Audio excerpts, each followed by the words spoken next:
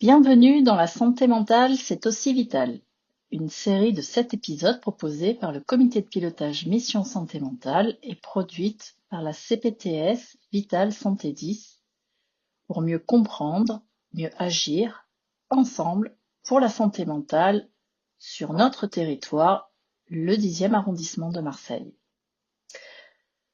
Car oui, la santé mentale, c'est aussi vital. Bonjour, je suis Céline Adam Bartolotti. J'accompagne la CPTS du 10e arrondissement pour qu'elle soit utile, concrète et efficace dans votre quotidien de soignant et de soignante. Mon rôle, c'est de faire le lien entre le terrain et les grandes orientations décidées avec les tutelles. Je travaille avec l'équipe de la CPTS pour que chaque mission ait un sens pour vous et surtout qu'elle soit mise en œuvre de façon simple et pratique. Depuis juillet 2023, on avance ensemble pour faire de la CPTS un vrai outil de terrain au service de vos besoins de pro et de ceux de vos patients et patientes. Professionnels de santé libéraux, curieux et attentifs aux autres, ce rendez-vous bimensuel est pour vous. Aujourd'hui, dans l'épisode 3, on donne la parole aux orthophonistes du territoire et on vous présente l'association ASMA, Association Suicide et Mal-être de l'adolescent, sur Marseille. 2 approches de terrain sur un malaise que vous constatez peut-être régulièrement au cours de vos pratiques. Le 10e arrondissement de Marseille compte plus de 59 000 habitants. C'est un territoire jeune, populaire, avec un taux de pauvreté de 23% et un taux de chômage de 14% chez les 15-64 ans.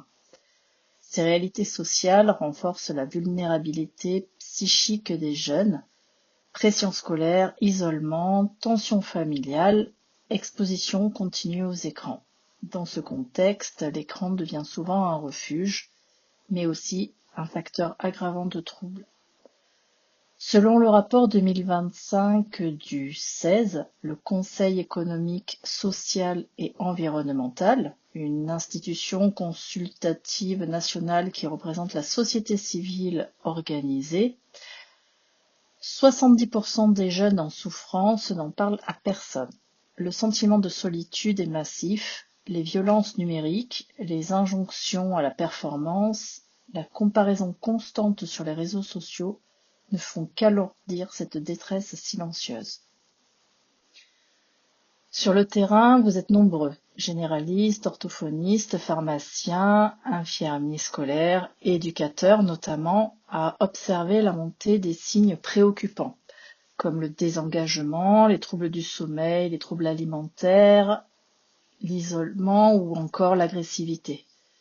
Des jeunes qui dorment peu, mangent mal, décrochent en silence, et des parents qui se sentent démunis, culpabilisés, voire même parfois dans le déni. Pour vous accompagner face à ces signaux faibles, la CPTS a développé une fiche de repérage santé mentale, bientôt disponible sur notre outil Silo, ou dès à présent sur demande par mail. Cette fiche vous permet alors en quelques minutes de repérer des éléments d'alerte, comme le retrait, le repli relationnel, les troubles cognitifs, la souffrance aiguë ou une rupture de rythme, que vous pouvez donc nous transmettre et nous, à ce moment-là, on s'occupera du relais vers la bonne ressource. Cette fiche est un outil d'aide à la décision, pas un diagnostic. C'est un outil qui s'inscrit dans une logique de veille partagée, car surtout, vous n'êtes pas seul. En guise de témoignage terrain, on va vous faire le retour de la voix de plusieurs orthophonistes que j'ai regroupés dans un témoignage. Donc, un orthophoniste installé dans le 10e depuis plusieurs années voit évoluer les profils des jeunes qu'il soigne.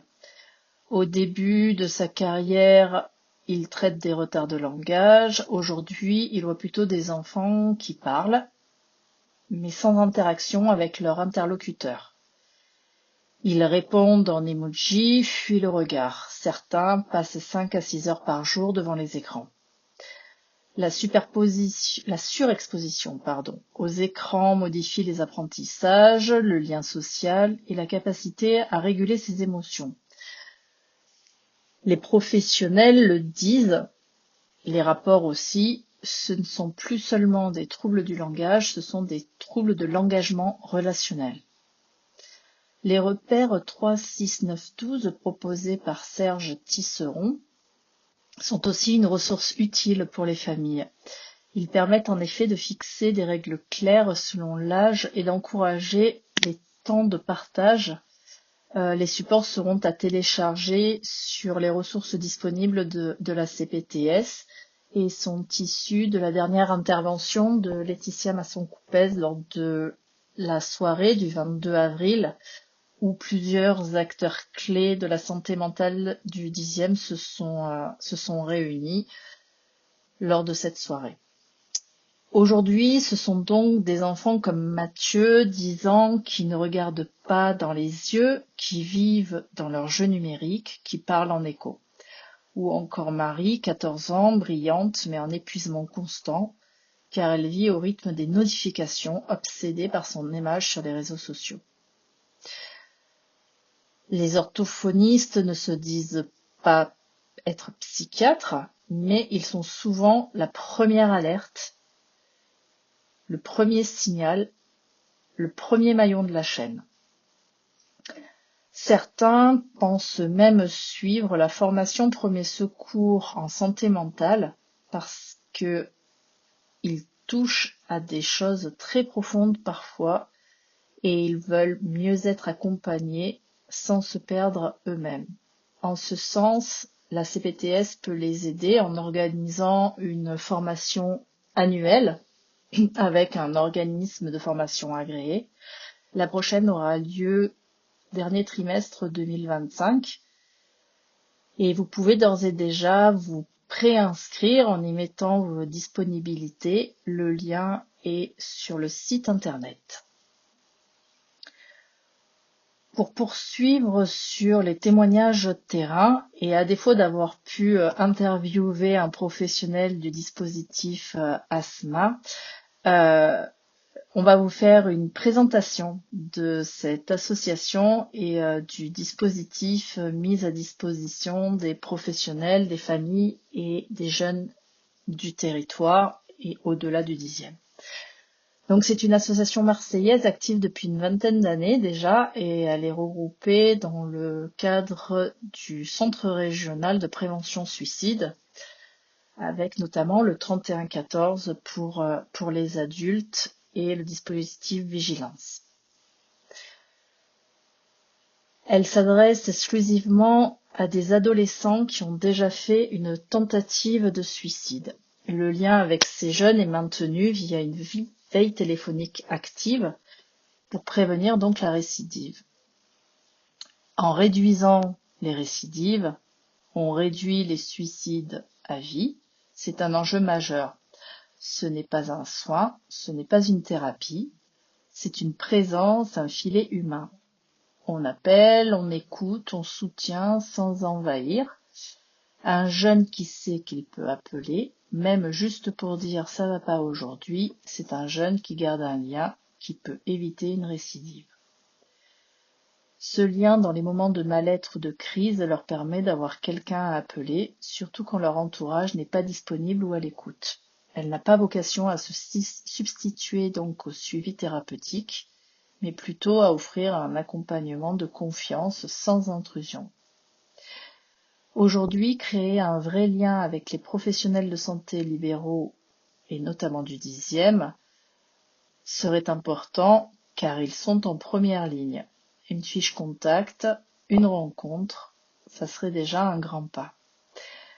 Cette association forme également des pros à repérer les signaux faibles chez les jeunes et à les orienter. Et depuis peu, ils interviennent directement auprès des ados avec le jeu Bien ou quoi. C'est un outil de prévention sélective déployé avec l'Éducation nationale, l'ARS PACA et l'Académie d'Aix-Marseille. L'objectif est de développer les compétences psychosociales, l'entraide, le réflexe de demander de l'aide à un adulte et de connaître les ressources en santé mentale déjà disponibles. En suivant ce podcast, et si vous le visionnez sur YouTube, vous aurez accès à une petite vidéo de 2 minutes et demie qui présente davantage ce dispositif. Cette présentation illustre parfaitement comment les structures locales complètent le travail des professionnels de ville et comment l'activation d'une simple alerte peut changer le destin d'un jeune. Pas besoin de tout faire en tant que pro de santé, mais d'activer la chaîne avec la bonne ressource. Les points à retenir sont donc: les écrans ne sont pas la cause unique du mal-être, mais ils en révèlent et renforcent les effets. Deuxièmement, les jeunes ont besoin d'écoute, de repères, de relais adaptés.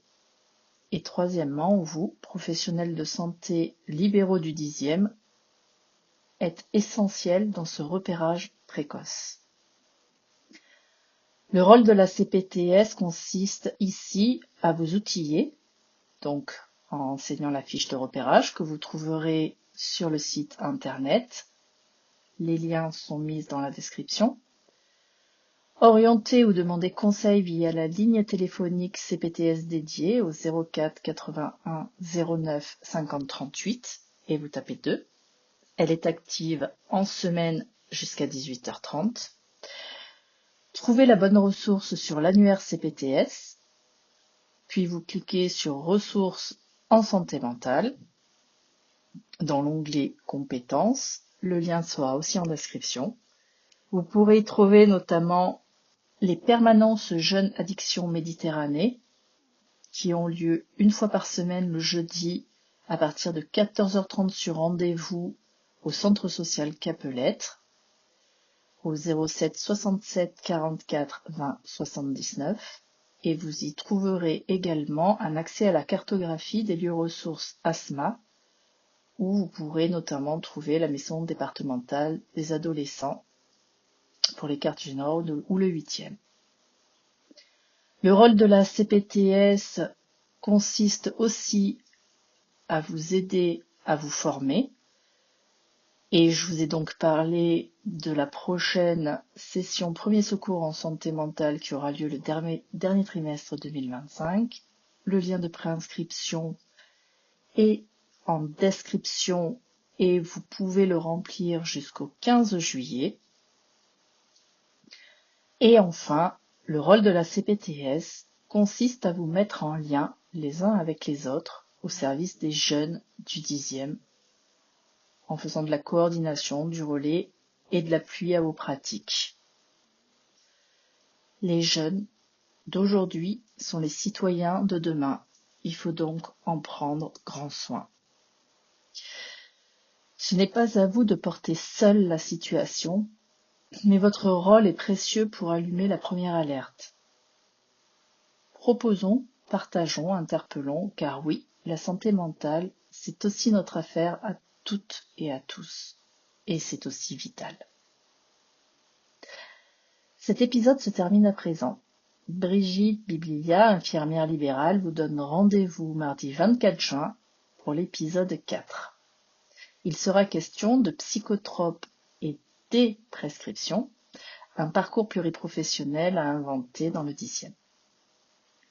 Et vous retrouverez les témoignages de plusieurs autres acteurs du 10e pleinement engagés.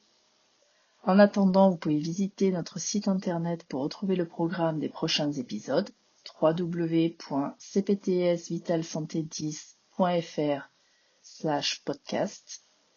Et si vous voulez proposer un témoignage en lien avec les sujets prochains, contactez-nous à copilcptssv10@gmail.com.